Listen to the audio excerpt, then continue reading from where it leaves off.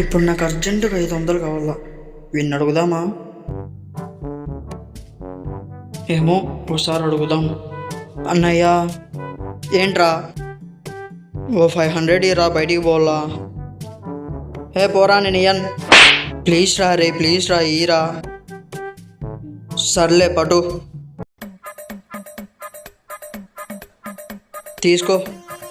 వచ్చేటప్పుడు నాకు కూడా కూల్ డ్రింక్ తీసుకొని రారా. పోరా రే, ఎవర్రా నువ్వు?